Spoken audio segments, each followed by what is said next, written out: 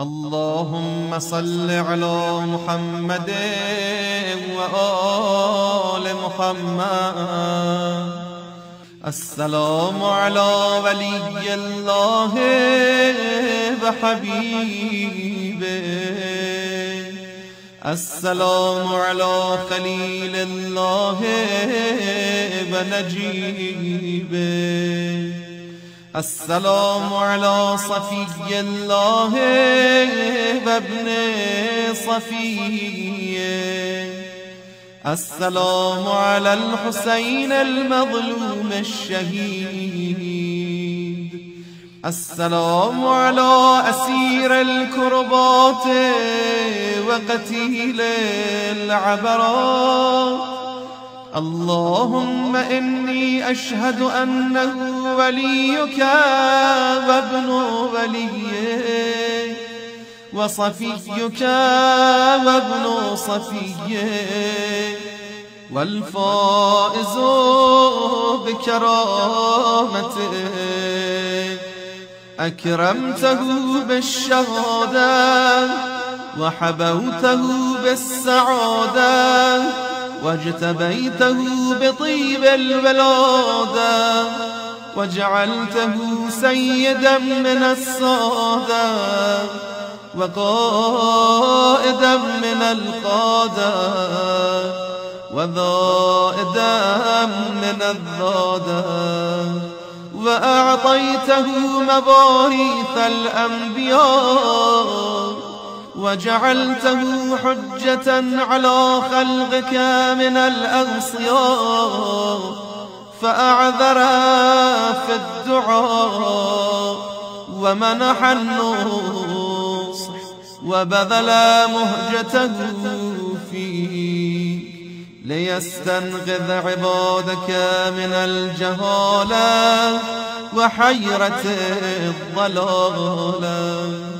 وقد توازر عليه من غرته الدنيا وباع حظه بالأرذل الأدنى وشرى آخرته بالثمن الأوكاس وتغطرس وتردى في هواه وأسخطك وأسخط نبيا وأطاع من عبادك أهل الشقاق والنفاق وحملة الأوزار المستوجبين النار، فجاهدهم فيك صابرا محتسبا حتى سفك في طاعتك دمه واستبيح حريمه.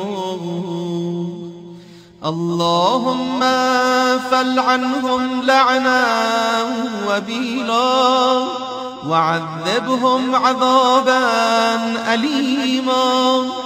السلام عليك يا ابن رسول الله، السلام عليك يا ابن سيد الأنصياء، أشهد أنك أمين الله وابن أمينه، عشت سعيدا ومضيت حميدا ومت فقيدا مظلوما شهيدا.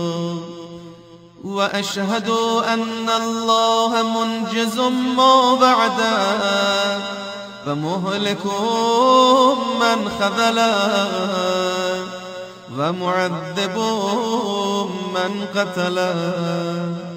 وأشهد أنك وفيت بعهد الله وجاهدت في سبيله حتى أتاك اليقين، فلعن الله من قتله ولعن الله من ظلمه ولعن الله أمة سمعت بذلك فرضيت به.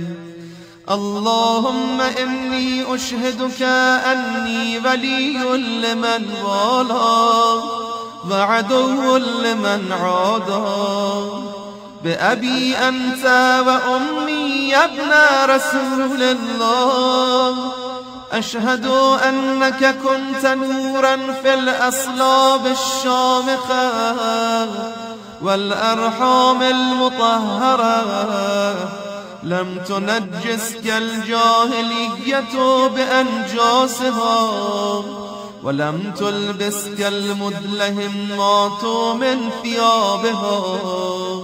وأشهد أنك من دعائم الدين وأركان المسلمين ومعقل المؤمنين. وأشهد أنك الإمام البر التقي الرضي الزكي الهادي المهدي. وأشهد أن الأئمة من ولدك كلمة التقوى وأعلام الهدى والعروة الوثقى والحجة على أهل الدنيا. وأشهد أني بكم مؤمن وبإيابكم موقن بشرائع ديني وخواتيم عملي، وقلبي لقلبكم سل، وأمري لأمركم متبع، ونصرتي لكم معدة حتى يأذن الله لكم. فمعكم لا مع عدوكم. صلوات الله عليكم وعلى أرواحكم وأجسادكم وشاهدكم وغائبكم وظاهركم وباطنكم. آمين رب العالمين.